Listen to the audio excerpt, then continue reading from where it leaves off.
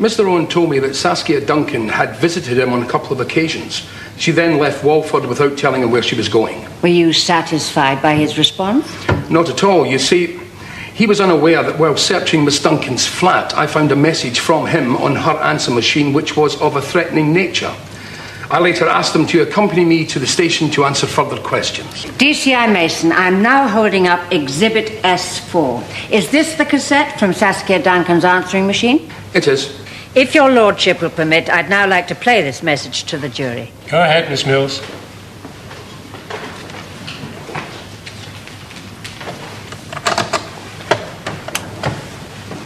Saskia, you stop telling lies about me. You get out of my life and leave my friends alone. What was Mr. Owen's response to this evidence? Well, he was very quick to change his story. He said that Miss Duncan was obsessed with him, that she was stalking him, that she tried to split him and his girlfriend up. This being Melanie Healy? And that's correct.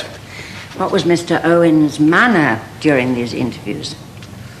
Well, I would say he's a very cool customer. Thank you, Detective Chief Inspector. Just one point. Detective Chief Inspector Mason. On both the occasions you interviewed my client, he was never under arrest or caution. That's correct. He was therefore under no legal obligation to speak with you. Yes, but that doesn't alter the fact that he told me a pack of lies. Mr. Rose insisted that since Miss Duncan's death, he'd been terrified of Mr. Owen, who'd forced him into remaining silent. However, investigations soon proved otherwise. If you could explain, D.I. Steele. Rather than display a terror of Mr. Owen, Mr. Rose continued DJing for him at the nightclub. Did you discover any other evidence that they'd remained close? Yes, indeed. They'd been seen frequently socializing together.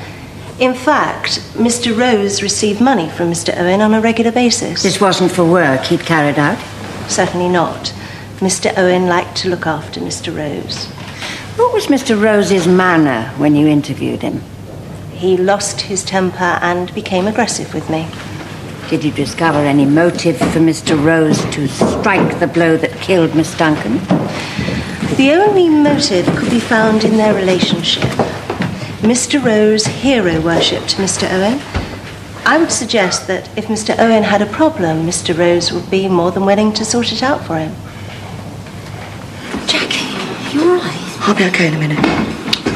Some tissues in here somewhere. Here. Take no notice of me. I'm just being stupid. Oh, no, you're not. Come and sit down and tell me what the matter is. In the 4 months after the killing, Mr. Rose remained in Walford, even working at the scene of where the killing took place. However, as soon as Miss Duncan's body was found, Mr. Rose fled. How soon after was this? He learnt about it late one night on the local news and was gone the next day. He took with him his girlfriend and one of Mr. Owen's credit cards. He stole the credit card? That's correct.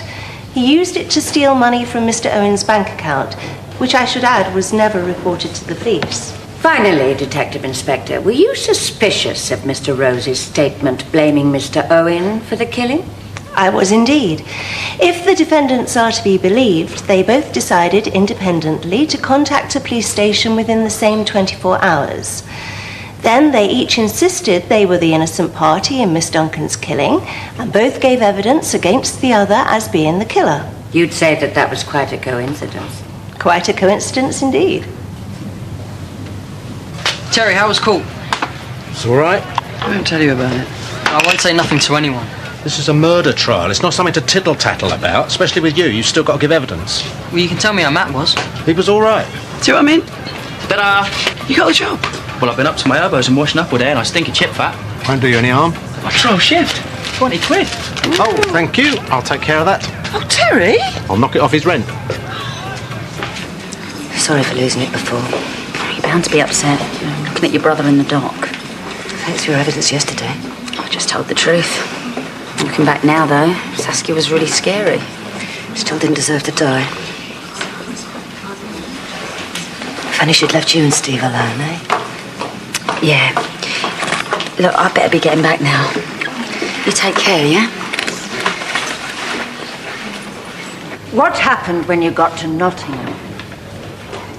We drove around town, but then we couldn't find them. What was Mr. Owen's mood by this time? He was going nuts. He kept wanting to split up and find them himself, but I refused. You see, I didn't want him getting to them first. Why was that? Well, I was worried what he'd do. And not just for Matthew, but my little sister was there and all. You feared for their safety? Steve was desperate. It was obviously about a lot more than a stolen credit card. Did you voice these concerns? I did. I even asked him if it was about the murder inquiry. What was his response? There wasn't any. He just got more aggressive, so I thought it was best if I didn't push it, you know? Did you continue searching? No. Because we found out that Steve's card had been used to book 2 flights to Italy in the morning. We decided to stay overnight and get him at the airport. We found a hotel, had a few drinks. That's when Steve started talking about Saskia. What did he say about Miss Duncan? He said he regretted they broke up, how terrible it was she was dead. I think he just seemed to be playing on his mind. What happened then? I went to sleep in my room. Steve found my sister in the same hotel and started knocking her about all over the place. Mr. Cherry? My lord, I must object to the witness' last statement. I do agree, Miss Mills. Mr. DeMarco, if you could confine your evidence to what you actually saw or heard personally. Sorry, Your Honour. Did Mr. Owen tell you that he'd seen Mr. Rose and your sister at the hotel? No, he didn't. I saw him the next morning with a black eye, so I asked him what had happened. He told me he bumped into a door. So, you went to wait for them at the airport? Yes, but thankfully they didn't turn up. You say thankfully. Well, Steve was like a madman. If he'd got his hands on them... Quite. What was Mr. Owen's response when they didn't turn up? I've never seen anyone more panicked in my life. He completely lost it. That's when he phoned up the police and reported Matthew for murdering Saskia. Did you question him about this? No. I thought it was safer to play along with what he wanted. You're saying you now feared for your own safety? Absolutely. Steve was possessed. He was capable of anything. Thank you, Mr. DeMarco. Mr. DeMarco, my client, Mr. Owen, insists that he was desperate on this trip because of his deep concern for Mr. Rose. He wanted to talk him into handing himself into the police before it was too late. Could the desperation you describe not stem from this concern? Well, I suppose it could, but if you ask me, Matthew's welfare was the last thing on Steve's mind. Thank you, Mr. DeMarco. Mr. DeMarco, just one question. Did Mr. Owen say that he was actually going to harm Matthew Rose? Yes, he did. I said he should report his card stolen to the police. He said not to worry, he wanted to sort him out himself. Thank you, Mr. DeMarco. Thank you for your attendance. You're free to leave the court.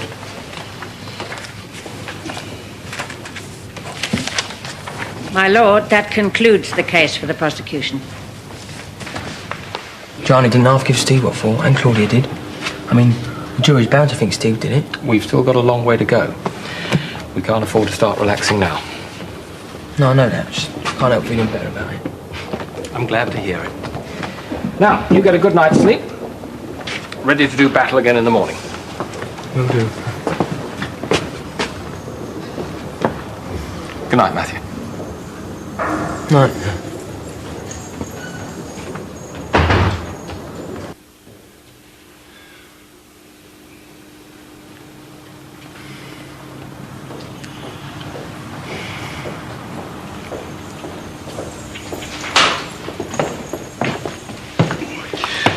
Morning, team. Steve, today's the big one.